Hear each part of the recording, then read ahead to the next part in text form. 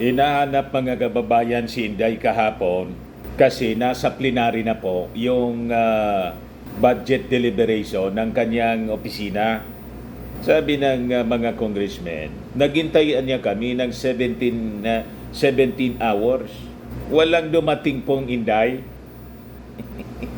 Pangalawa na to, mga kababayan, sabi dito, asan ang bise? Sara Duterte must have valid reason for absence in House budget hearing. Sabi po ni Congressman Libanan. Walang tao. Yun pala mga kababayan, nasa pagbulakbol. Kung isang estudyante mga kababayan, imbis pumasok sa klase niya, nasa bulakbulan. Ayan po sabi dito sa Politicoscope. Bulakbol sa beach. Sara Duterte snubs House hearing to chill in Calaguas Island. Mula sa pakikipagkita mga kababayan kay dating Vice President Leni Robredo sa Piña Francia Fiesta, dumiretso ito po sa Calaguas Island sa Camarines Norte. Nagipagkita muna sa kanyang nilait-lait na fake BP daw. Tapos, imbes na pumunta sa hearing ng kanyang budget po, nasa pagbulakbol. Kaya sabi dito sa balita, leisure over official duty, Ortega calls out Sara Duterte for beach trip during pivotal budget hearing. So mas binigyan pa niya ng importance mga kababayan, yung lakwatsa, yung pagpapasarap sa buhay, pagre-relax, kaysa sa napaka-importanting budget hearing na isa niyang constitutional duty. Kaya sabi ng isa pang congressman, naghintayan niya kami for 17 hours. BP Sara's dodging of budget debate, a clear betrayal of public trust. Sabi po ni Congressman, kabataan Congressman Raul Manuel. So yan po yung ating napaka-importanting topic na pag-uusapan ngayon. But before that, click subscribe muna dito po sa ating YouTube channel. Like and share na rin po ninyo ng ating video para malabanan po natin yung fake news at mga propaganda ng mga nautog. At itong ating programa mga kababayan, atid sa inyo nitong ating mga sponsors. Firmax Firming and Lifting Cream. Pinapay po sa mga pulses in affected area. Mainam po ito sa mga pains at paninigas ng mga kaso-kasuan. Ito sa mukha naman yung application, anti-aging, Automax po siya. Ito ay Glow Zero mga kababayan. Whitening po siya. Made in South Korea. Ito naman po, Ningxia Red Mix Fruit Drink. Gawa po siya sa goji berry. May anti-cancer properties po siya. At sa mga naghanap po ng malinis and spacious fitness gym, pumunta lang po kayo sa aming Colossal Fitness Gym. May Grab car rental din po kami. At bills payment po sa aming office. At saka sa mga mahilig po sa mga imported bags, manood po kayo sa live selling ni Madam Aileen Rosales sa kanyang Aileen Closet po. Pati mga shoes, ito yung kanya po. Ito yung kanyang page. Kita ninyo, napakagandang mga online selling po siya. Si Madam Aileen Rosales. Cellphone number niya po 773-798-7816. Ayos pa. Balikan natin mga kababayan yung ating topic. So mas pinili mga kababayan Inday magbulakbol kaysa sa magtrabaho at ito pa rin yung kanyang tinatawag na official constitutional duties. So ito yung gustong gawing susunod na presidente ng mga fanatics niya. Pag ganyan mga kababayan, huwag naman sanang ipaintulot, baka ito na yung katapusan ng mundo ng Pilipinas. End of the world na pala niya, Mr. Maravillas, para sa Pilipinas. Malamang kasi baka masakop na tayo ng China. O diba? Imbis na magtrabaho, nasa bulakbol. At wala siyang paki. Importante masunod yung kanyang gusto. Baratinila nga. Kaya sabi po ni First District Representative Paulo Ortega, House Assistant Majority Leader at La Union First District Representative, seryosoan niya ito na ginagawa ni Inday, na mas inuna pa niya yung mag-outing, maligo po sa Calaguas Island Resort while missing the deliberation on her office proposed budget. Yan po si Inday, nasa Bulakbol. Pag ganyan ang leader po, mga kababayan, tapos sabihin naman ng mga fanatics niya, yung panguloan niya nga, nagduran-duran. Before man po pumunta doon sa concert ng Duran-Duran na regalo sa kanya ng kanyang mga kaibigan pong milyonaryo, nandun muna siya sa kanyang trabaho po. Galing sa Nueva Ecija po, nag-distribute ng mga ayuda. At yung ayuda, hindi lang naka-focus doon sa Nueva Ecija. All over the country, simultaneous yung pamimigay po ng ayuda. So, madaling sabi, hindi siya remiss sa kanyang duty. Nung gabi, mga kababayan, siyempre, hindi din niya binigo yung kanyang mga old friends.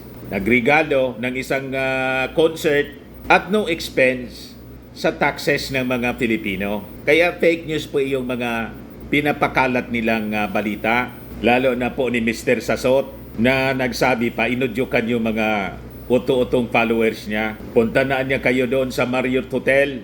Makinoodan niya kayo kasi galing yan sa taxes ng mga Pilipino.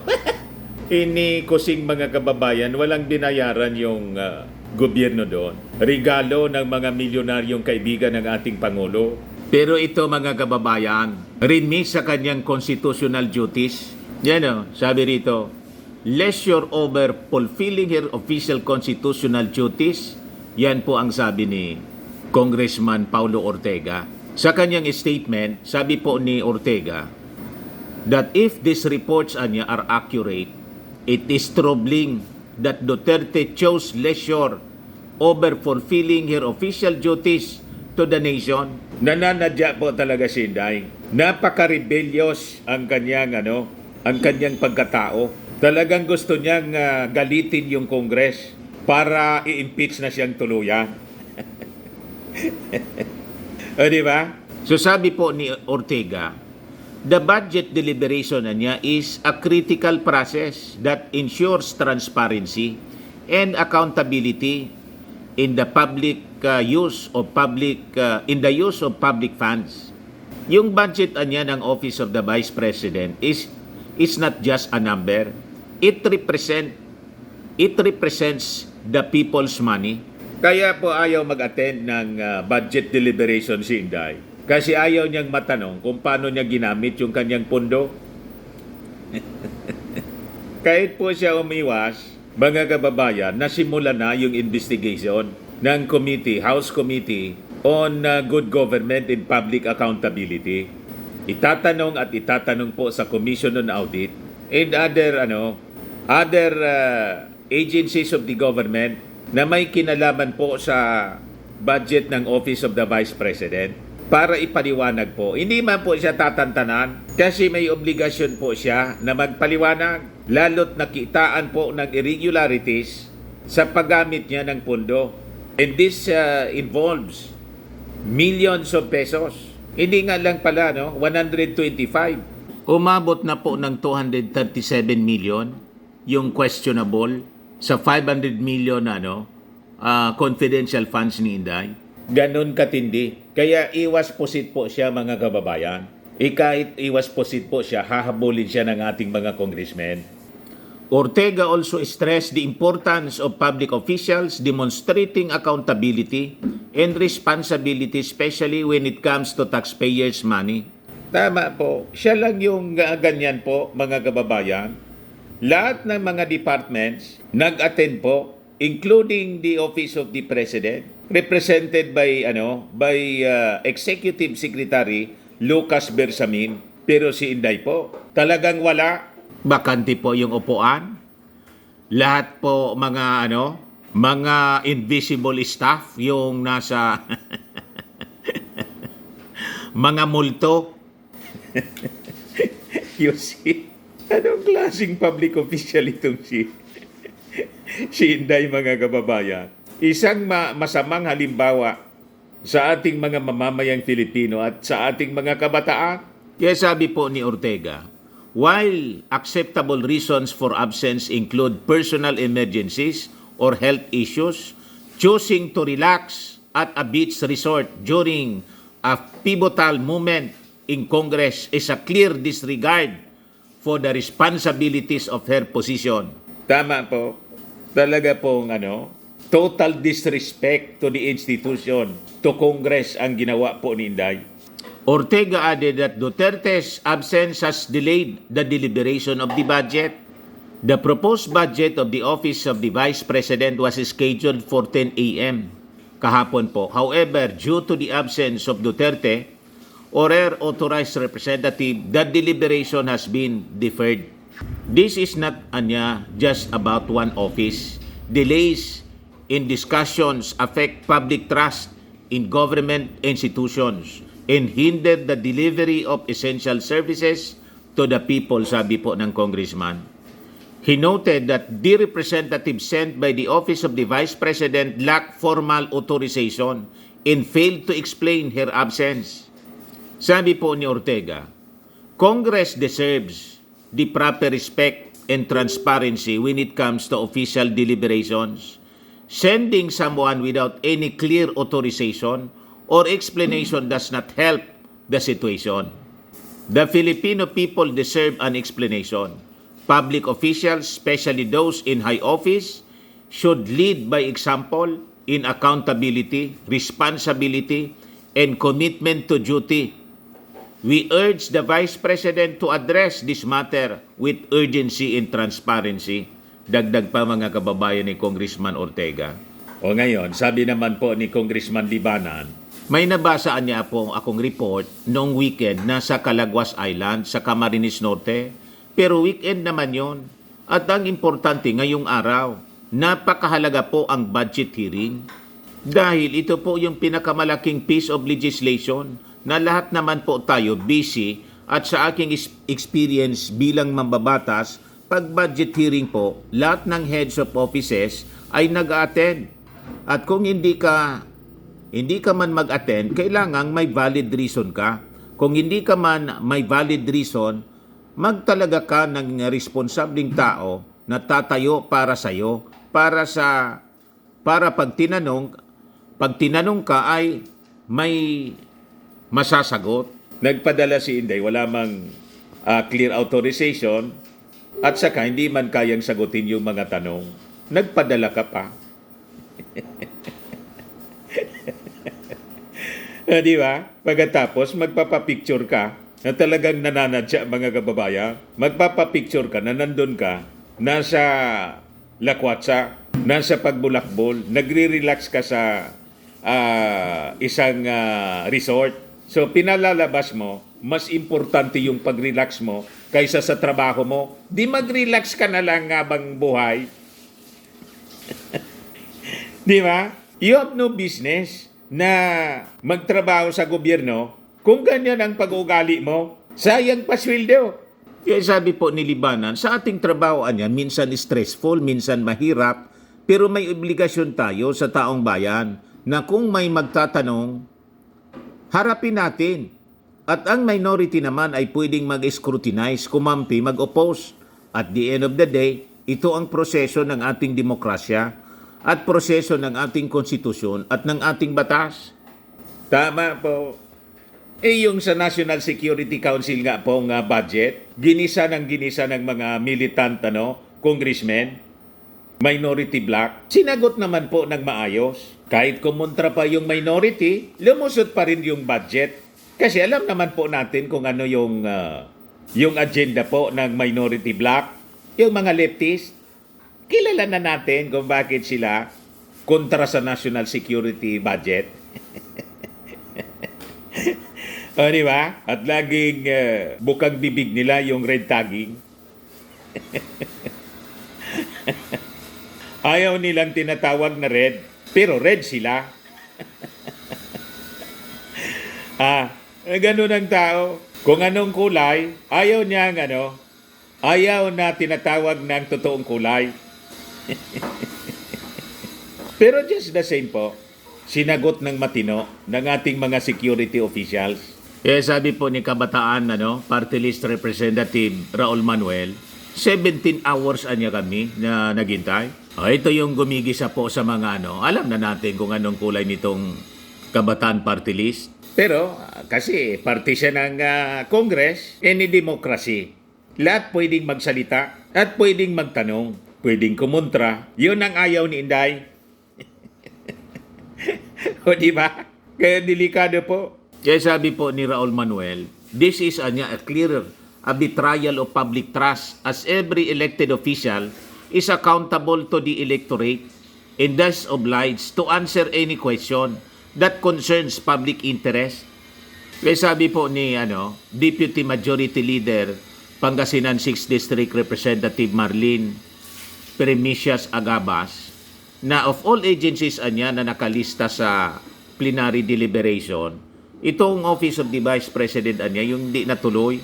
We have disposed all of the items in the agenda today except for one. Itong anyang budget ng Office of the Vice President. We have just checked the holding room of the Office of the Vice President in the House of Representatives premises and there are no persons present. We have also checked with the Committee on Appropriations Secretariat and no letter had been received explaining their absence. Kaya sabi po ni Raul Manuel, kapag ayaw niyong ibigay, masama kayo. Yan ang patama niya kay Inday. Humihingi siya ng budget. Parang yung bata na humihingi ng alawan sa magulang. Pag ayaw ibigay ng magulang, kasi hindi maipiliwanag ng anak kung paano winaldas yung allowance. Nagre-rebelde siya laban sa kanyang magulang. Galit na siya sa kanyang magulang. Ang gustong mangyari ng anak na rebelde, magbigay lang ng magbigay ng pera yung magulang at huwag nang magtanong kung paano niya ginastos. Basta obligasyon ng magulang, bigyan siya ng allowance. Payag kayo sa ganon? Ganon ang ugali, mga kababayan, Inday. Ito, Manuel could not hide his frustration over the turn of events. Sabi niya, Mr. Speaker, pag ang bata nanghingi ng pera sa magulang para sa school project or school fee, dapat mag-explain. Hindi binibigyan pag hindi nagpapaliwanag. Kapag may natanggap, dapat may resibo para patunayan paano gumastos. Obligasyon magpaliwanag. Sabi po ng Kabataan Solon. Mas mature pa po mag-isip si Raul Manuel kahit ayaw ko sa taong ito. Dahil sa kanya pong alliance. Alam na natin kung saan siya naka-alyansa. Pero matino siyang mag-isip. Kabataan Party List. Bata pa siya pero mature siya mag-isip. At matino. Malayo po si Inday. Si Inday po parang hindi nag-mature. I think mas matanda pa si Inday kaysa kay Raul Manuel. Pero mas mature mag-isip at matino si Raul Manuel kaysa kay Inday na isang bratinela. You see? Sabi ko sa inyo, hindi naturuan ng magulang po ng tama. Kasi yung magulang, wala mang ituturong tama. Di ba? Ano man ituturo ni Digong, isa din siya. Ganon din ang pag-ugali niya. Ayaw nang tinatanong. Yung mga taga-kuha nga na gustong mag-audit nung panahon, ihulog na dyan sa agdan. Itulak ko niya yan sa agdan.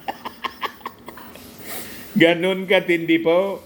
May obligasyon siya na magpaliwanag kung paano ginastos. Yun ang bata. Pero kapag sitting vice president niya, pag nag-propose ng budget mula sa kaba ng bayan, parang ang gustong iparamdam sa mga Pilipino ay Bala na kayo kung ibibigay nyo o hindi ang hinihingi ko.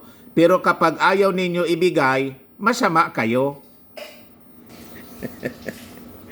That is the exact description po ng pag-ugali ni Inday. Di ba? Nung tanggalan siya ng confidential funds. Ang sabi ni Inday, I leave it to the pleasure of the Congress itong confidential funds.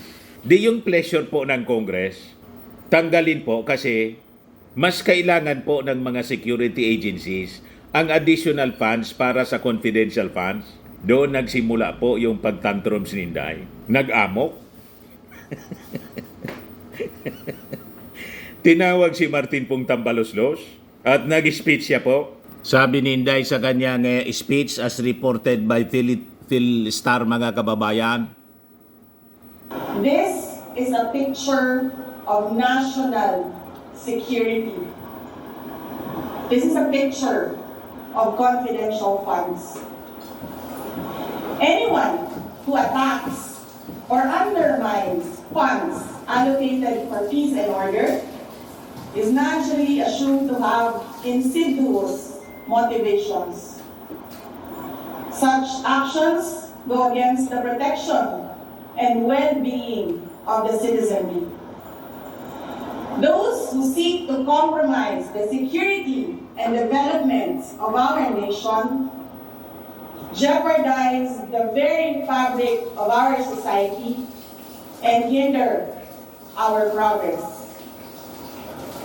We must remain vigilant and steadfast in our commitment to safeguarding our people and our nation. Makinig kayo sa lahat ng sinasabi sa palibot ninyo at tandaan ninyo kung sino man ang kumukontra sa confidential funds ay kumukontra sa kapayapaan. Kung sino ang kumukontra sa kapayapaan ay kalaban ng bayan.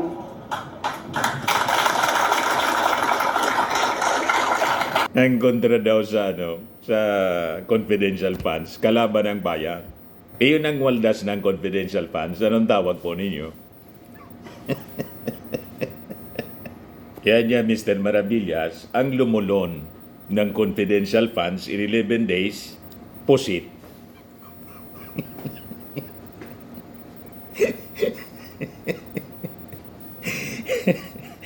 O, di ba, mga kababayan? Hindi niya, Mr. Maravillas, pusit. Mas akmaan niya kung pugita.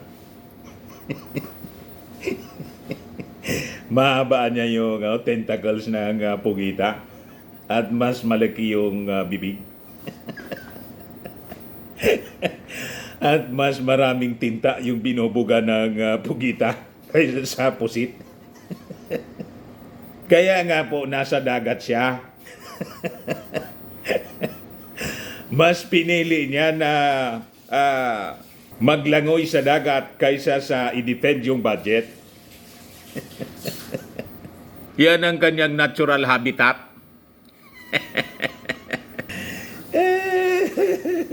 Yan sabi po ni Raul Manuel that the Vice President Anya has been consistent with her tact throughout this year's budget process.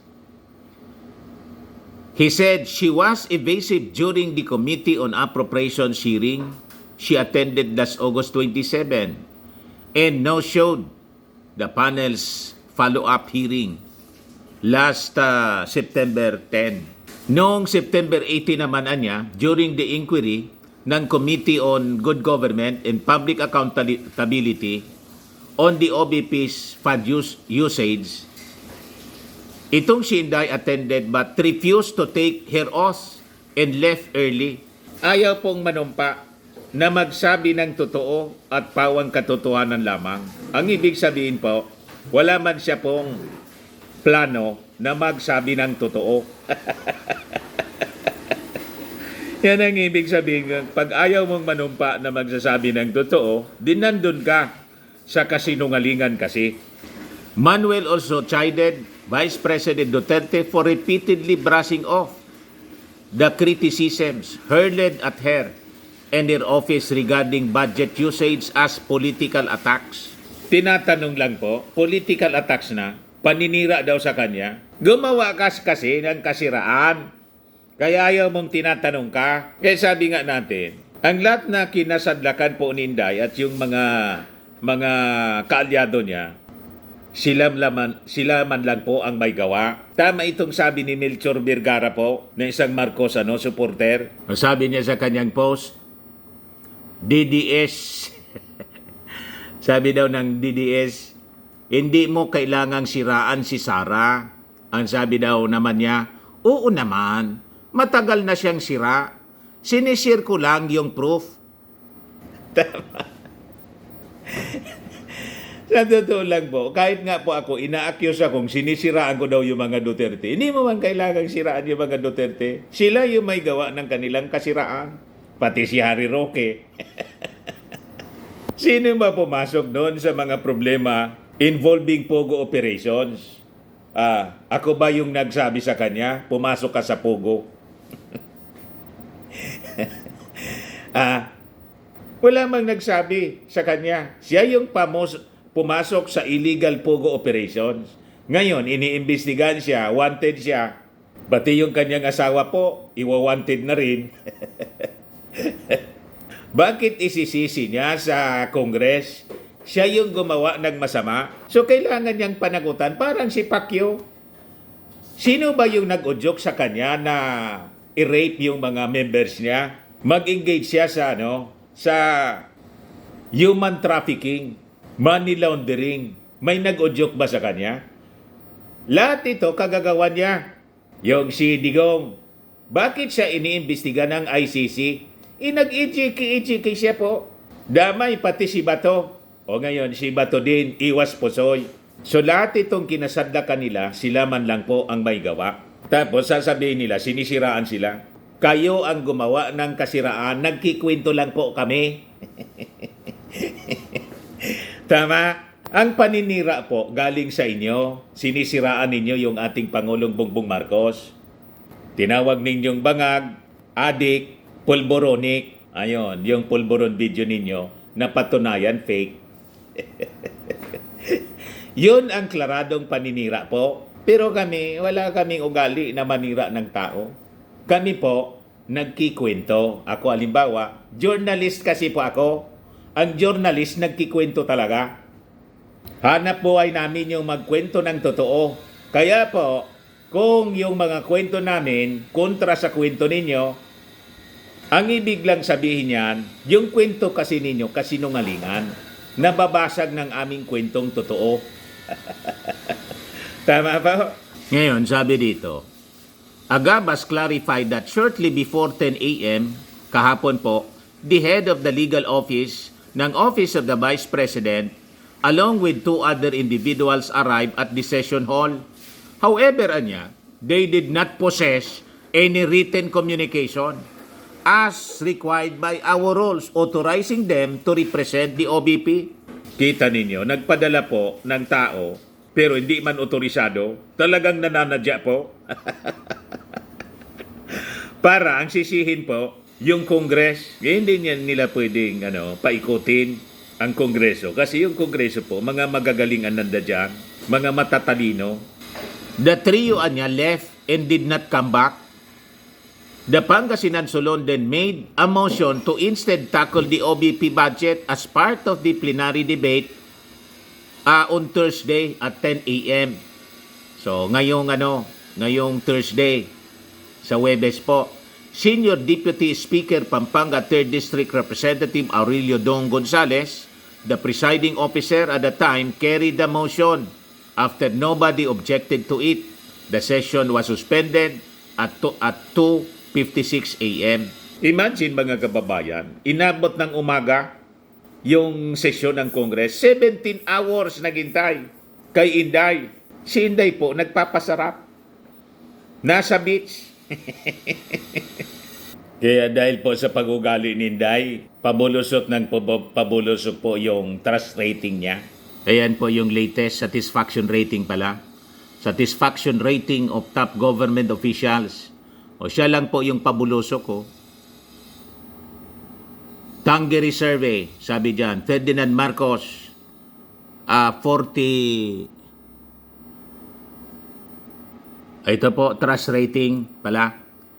Ito yung trust rating. Ferdinand Marcos, trust rating, 58.8%. Pataas po siya. Si Inday, yung trust rating ni Inday, 56.8%. Ngayon, pumantay na haro si Martin Romualdez. Martin Romualdez, 56.4%. So, statistically, tied na po silang dalawa. That is 4 years before the presidential election sa 2028. Pumantay na po si Martin. At sa mga susunod mga kababayan na mga survey, siguradong dire-diretso ng dadaos-dos. Ito pong si Inday dahil po sa kanyang mga pinapakitang masamang ugali. Si Martin, sige lang po ang serbisyo. Sige lang ang trabaho.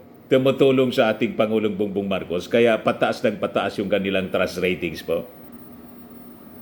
Sa mga naghanap ng malinis and spacious fitness gym, pumunta lang po kayo sa aming Colossal Fitness Gym. We also offer Grab Car Rental with our brand new 2023 model ng Toyota Innova.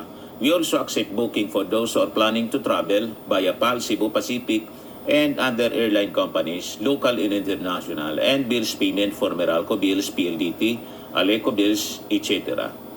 Ang Colossal Fitness Gym is located at 3rd floor Security Bank Building, Landco Business Park, Legazpi City, Albay.